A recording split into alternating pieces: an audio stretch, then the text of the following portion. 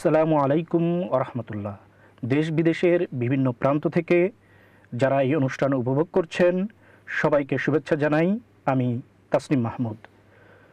দীর্ঘ 12টি মাস পরে নাজাদের পয়গাম নিয়ে আমাদের মাঝে এসেছে রামাদানুল মুবারক।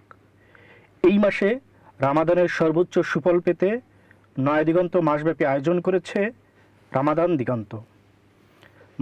মাসায়েলের খুঁটিনাটি বিষয় নিয়ে আমাদের আজকের আলোচ্য বিষয় সফল রমাদান, ব্যর্থ রমাদান। আলোচনায় আমাদের সাথে রয়েছেন বুয়েট সেন্ট্রাল মসজিদের সম্মানিত খতিব হাফেজ মাওলানা মুফতি রাশেদুর রহমান। মুহতারাম, রামাদান দিগন্ত অনুষ্ঠান থেকে আপনাকে স্বাগত জানাই। আপনাকে আমি স্বাগত। কেমন আছেন আপনি? আলহামদুলিল্লাহ। শুরুতেই আমরা আপনার কাছে জেনে নিতে চাই রামাদান কি? বারাকাল্লাহু ফিকুম, জাযাকুমুল্লাহু খাইরান। আলহামদুলিল্লাহ ওয়াসসালাতু ওয়াসসালামু আলা রাসূলিল্লাহ, আম্মা বা'দ, ফাআউযু বিল্লাহি মিনাশ শাইতানির রাজীম। বিসমিল্লাহির রাহমানির রহিম। ইয়া আইয়ুহাল্লাযীনা আমানু কুতিবা আলাইকুমুস সিয়াম কামা কুতিবা আলাল্লাযীনা মিন ক্বাবলিকুম লাআল্লাকুম তাত্তাকুন।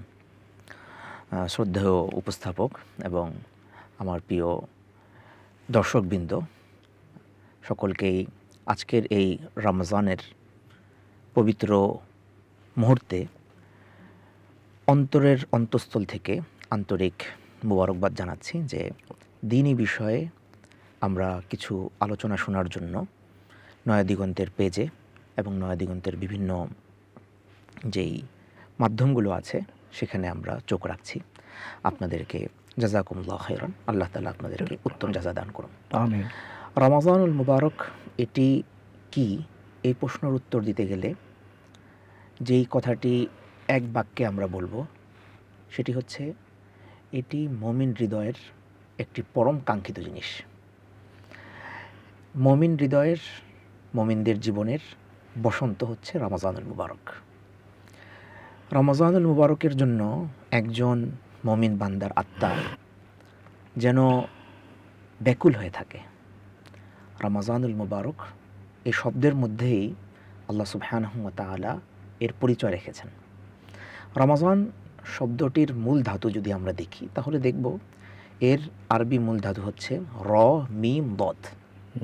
আরবি এই ধাতু মূলের অর্থ হচ্ছে কোনো কিছুকে জ্বালিয়ে দেওয়া, পুড়িয়ে দেওয়া, ভস্ম করে দেওয়া। মুহতারাম, তো রমাজানুল মুবারক খায়ের এবং বরকতের মাস, রহমতের মাস, নাজাতের মাস, তাহলে এটা কোন জিনিসকে পোড়াবে? এটি প্রশ্ন হতেই পারে। রমাজানুল মুবারক পোড়ায় মানুষের গুনাহকে, জাহান্নামকে সে ছাড়খাড় করে দেয়। মানুষের জন্য সে তার অনাবিল সুখ শান্তিকে নিয়ে আসে। রমাজান আল্লাহ সুবহানাহু ওয়া তাআলার পক্ষ থেকে ঈমানদার বান্দাদেরকে ফ্রেশ করার একটি মাধ্যম এবং অন্যতম মাধ্যম। হযরত ইউসুফ আলাইহিস সালাতু ওয়াস সালামের যেরকম আরও 11 ভাই ছিলেন এবং তিনি ছিলেন 12তম, এই 12 জনের মধ্যে সবচেয়ে শ্রেষ্ঠ ছিলেন হযরত ইউসুফ আলাইহিস সালাতু ওয়াস সালাম। অনুরূপভাবে বছরের 12টি মাসের মধ্যে শ্রেষ্ঠতম মাস হচ্ছে এই রমাজানুল মুবারক।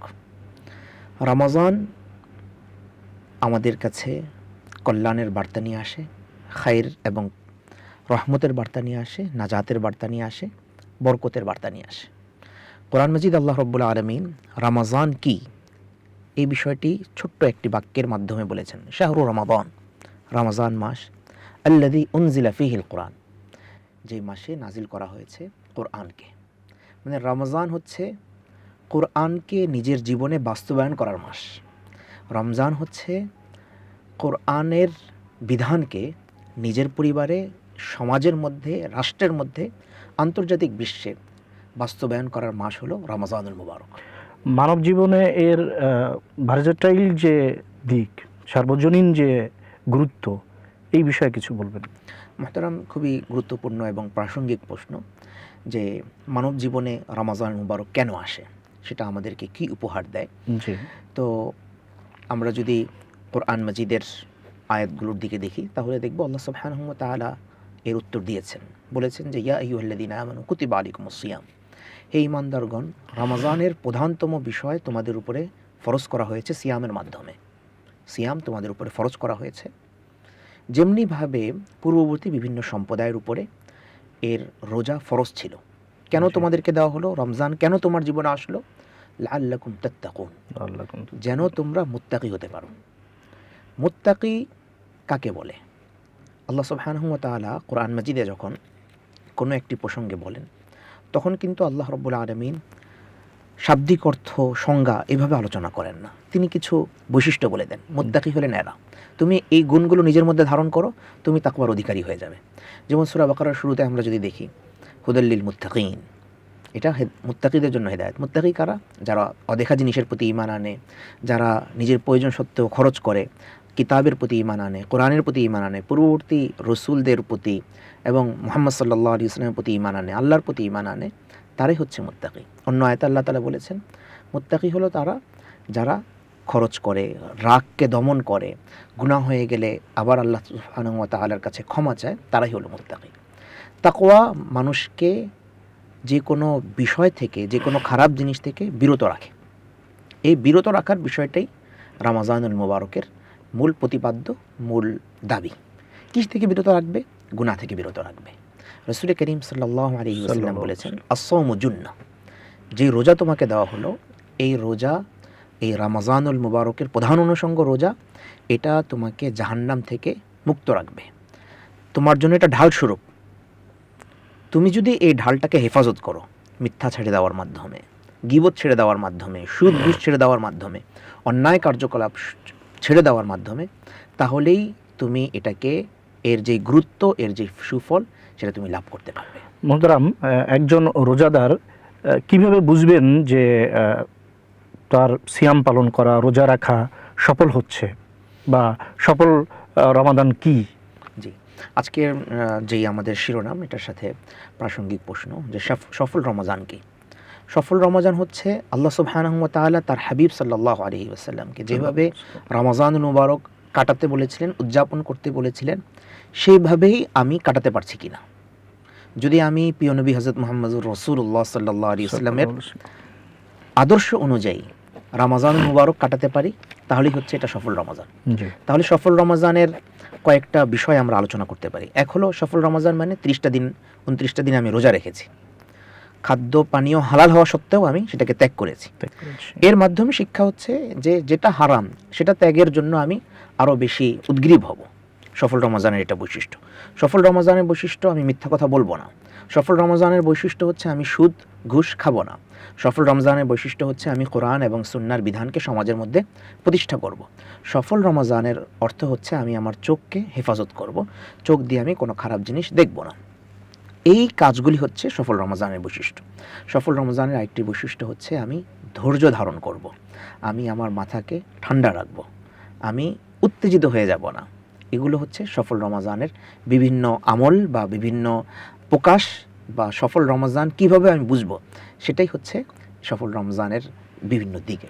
তাহলে এর সাথে রিলেটেড যে ব্যর্থ রমজান বোঝারও তাহলে কিছু উপায় তো আছে। হ্যাঁ হ্যাঁ, এই সম্পর্কে কিছু বলবেন? হ্যাঁ মুহতারাম, আমার জীবনটা বা আমার রমজানুল মুবারক যদি জি। সফল না হয়, স্বাভাবিকভাবে আমি ব্যর্থ।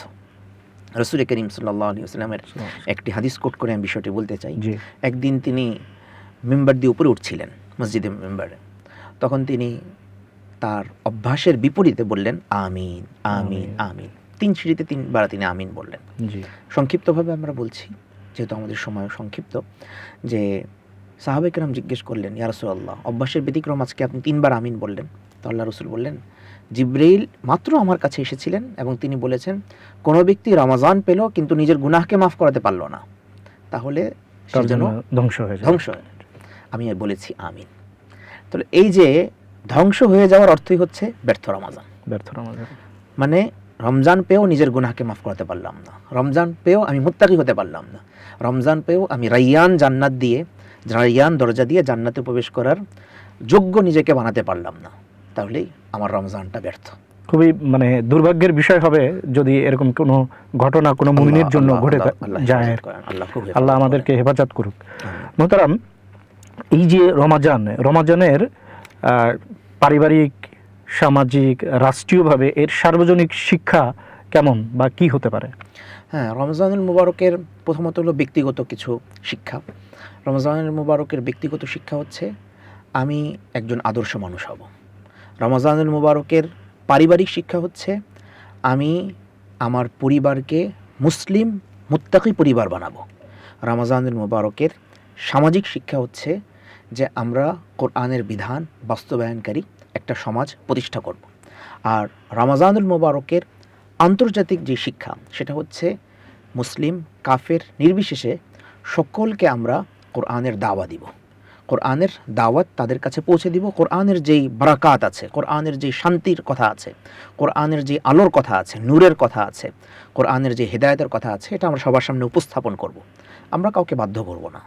রমজানের এটা অন্যতম একটা শিক্ষা যে আমরা কাউকে বাধ্য করব না, আমরা পেশ করব। দেখুন, আপনার শান্তির বার্তা আপনার এখানে নিহিত আছে, আপনার আমানত আমাদের কাছে আছে, আপনি গ্রহণ করুন। উনি গ্রহণ করলে আলহামদুলিল্লাহ, না গ্রহণ করলে চিন্তা করার সুযোগ আমরা তার সামনে এইভাবে রেখে দিব। এই রমাদানে আপনি যে আল কোরআনের কথা বললেন, এই কোরআনকে আমরা আমাদের জীবনে কিভাবে ব্যবহারিক করে তুলতে পারি? হ্যাঁ, মাশাআল্লাহ। রমজানুল মুবারকে কোরআন তো বিভিন্নভাবেই আমরা ব্যবহারিক দিকে আসে। এটা রাসূল করিম সাল্লাল্লাহু আলাইহি ওয়াসাল্লাম রমজানের বাইরেও খুব তেলাওয়াত করতেন। রমজানের মধ্যে তিনি নিজে পড়তেন, জিবরাইলকে শোনাতেন, জিবরাইলের পড়া নিজে শুনতেন। তো প্রথম দিক হচ্ছে রমজান মুবারকে তেলাওয়াত বৃদ্ধি করা। দ্বিতীয় দিক হচ্ছে রমজান মুবারকে আমি কি তেলাওয়াত করছি এটা একটু বুঝে তেলাওয়াত করা। কারণ একটা কিতাব আমার কাছে আসলো, কিন্তু সেটার যে বার্তা, সেটার যেই আবেদন, তা গ্রহণ করার দিকে আমি কখনো তাকালামই না, তাহলে কিন্তু এটার যেই মূল স্পিডটা আছে সেটা আমি ধারণ করতে পারবো না। তো এই জন্য কোরআন মাজিদের বার্তাগুলো আমি আমার জীবনে ধারণ করব। আমার পরিবারকে শিক্ষাটা যেভাবে তেলাওয়াত শিখাবো, অনুরূপভাবে অর্থ এবং এটার যে তাফসির আছে, এটার যে ব্যাখ্যার দিকগুলো আছে, সেটাও তাদেরকে আমি বোঝাবার চেষ্টা করব। ধন্যবাদ মোহতারাম, এতক্ষণ আমাদেরকে সময় দেওয়ার জন্য। আল্লাহ রব্বুল আলামিন আপনার এই সময় দানের উত্তম জাযা দান করুন। জাযাকুমুল্লাহ খাইরান। আপনাকে অনেক অনেক শুকরিয়া, নয়া দিগন্তকে অনেক অনেক শুকরিয়া যে আমাকে আপনারা এখানে ইনভাইট করেছেন। বারাকাল্লাহু ফিকুম। প্রিয় দর্শক, আজ আর নয়, আগামীকাল আবার আপনাদের সঙ্গে দেখা হবে নতুন কোনো বিষয় নিয়ে, নতুন কোনো অতিথির সাথে। সেই পর্যন্ত আল্লাহ রব্বুল আলামিন আমাদের সকলকে সুস্থ রাখুন, ভালো রাখুন। আল্লাহ হাফিজ। আসসালামু আলাইকুম ওয়া রাহমাতুল্লাহ।